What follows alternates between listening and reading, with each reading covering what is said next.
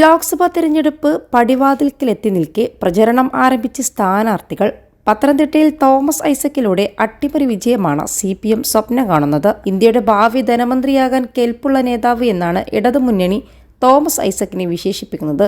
ഇതേ വാചകം എഴുതിയ ഫ്ലെക്സുകൾ സോഷ്യൽ മീഡിയയിൽ വൈറലായിക്കൊണ്ടിരിക്കുകയാണ്. കഴിഞ്ഞ ദിവസമാണ് LDF സ്ഥാനാർത്ഥി പട്ടിക പുറത്തുവിട്ടതെങ്കിലും 6 മാസം മുമ്പേ തന്നെ ഐസക് മണ്ഡലം കേന്ദ്രീകരിച്ച് പ്രവർത്തനം ആരംഭിച്ചിരുന്നു. പാർലമെന്റ് തെരഞ്ഞെടുപ്പിൽ അദ്ദേഹത്തിന്റെ ആദ്യ പോരാട്ടം 1952 സെപ്റ്റംബർ 26-ന് കൊടുങ്ങല്ലൂർ കോട്ടപ്പുറത്ത് ജനിച്ച അദ്ദേഹം CPM കേന്ദ്ര കമ്മിറ്റി അംഗവും ജനകീയ ആസൂത്രണത്തിന്റെ ശില്പികളിൽ പ്രമുഖനുമാണ്. 2001-ലും 2006-ലും മാരാരിക്കുളം മണ്ഡലത്തെയും 2011-ലും 2016-ലും ആലപ്പുഴ മണ്ഡലത്തെയും നിയമസഭയിൽ പ്രതിനിധീകരിച്ചു. 2006-ൽ VS അച്യുതാനന്ദൻ മന്ത്രിസഭയിലും 2016-ൽ ഒന്നാം പിണറായി സർക്കാരിലും ധനകാര്യ വകുപ്പ് മന്ത്രിയായും ഐസക് പ്രവർത്തിച്ചു.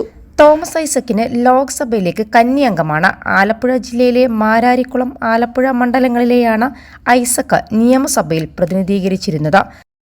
+2 ഡിഗ്രി കഴിഞ്ഞവർക്ക് വേൾഡ്സ് ഫസ്റ്റ് AR/VR ക്ലാസ് റൂമിലൂടെ സ്മാർട്ട് ഫോൺ എഞ്ചിനീയർ ആവാം. കൂടുതൽ അറിയാൻ വിളിക്കൂ ബ്രിഡ്കോ ആൻഡ് ബ്രിഡ്കോ. പത്തനംതിട്ടയിൽ CPM ജില്ലാ ഘടകത്തിന്റെ ചുമതല 1 വർഷത്തിലേറെയായി തോമസ് ഐസക്കിനാണ്. പത്തനംതിട്ട കൂടാതെ എറണാകുളം, ചാലക്കുടി മണ്ഡലങ്ങളിലും ശ്രദ്ധ കേന്ദ്രീകരിക്കാൻ നേരത്തെ സംസ്ഥാന നേതൃത്വം തോമസ് ഐസക്കിനോട് നിർദ്ദേശിച്ചിരുന്നു. പത്തനംതിട്ടയിൽ മത്സരിക്കാനാണ് തോമസ് ഐസക് കൂടുതൽ താൽപര്യം കാട്ടിയത്. ഏറെക്കാലമായി തോമസ് ഐസക് പത്തനംതിട്ടയിൽ പൊതുപരിപാടികളിൽ സജീവമാണ്. അടുത്തിടെ തിരുവല്ലയിൽ നടന്ന മൈഗ്രേഷൻ കോൺക്ലേവിന്റെ തുടർ പ്രവർത്തനങ്ങളുമായി അദ്ദേഹം കൂടുതൽ സജീവമായി രംഗത്തുണ്ട്.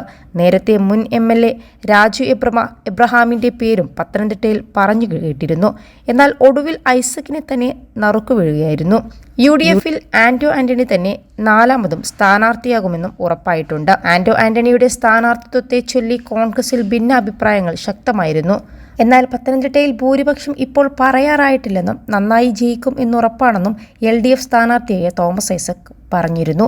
പുതിയ പത്തനംതിട്ടയാണ് ലക്ഷ്യം. വിജ്ഞാന പത്തനംതിട്ട എന്ന പേരിൽ പുതിയ പത്തനംതിട്ടക്കായി പ്രചാരണത്തിലൂടെ തുടക്കമിടും. ജനങ്ങളിൽ വലിയ ആവേശം കാണുന്നുണ്ടെന്നും തോമസ് ഐസക് പറഞ്ഞു. ദേശീയ രാഷ്ട്രീയം, കേന്ദ്രത്തിന്റെ സാമ്പത്തിക ഉപരോധം എന്നിവ പ്രചാരണായുധമാക്കും. ഇത്തവണ MP ഇടതുപക്ഷത്തിന് ഇന്ന് തന്നെയാകും. ജനങ്ങളുടേത് സ്പോണ്ടേനിയസ് പ്രതികരണമാണെന്നും അദ്ദേഹം കൂട്ടിച്ചേർത്തിരുന്നു. 21 ലക്ഷത്തോളം സന്തുഷ്ടരായ ഉപഭോക്താക്കളും 2 ലക്ഷത്തോളം തിമിര ശസ്ത്രക്രിയകളും പൂർത്തിയാക്കിയ മലബാറിലെ ഏക കണ്ണാശുപത്രി Al Salama eye hospital road, Perinthalmanna.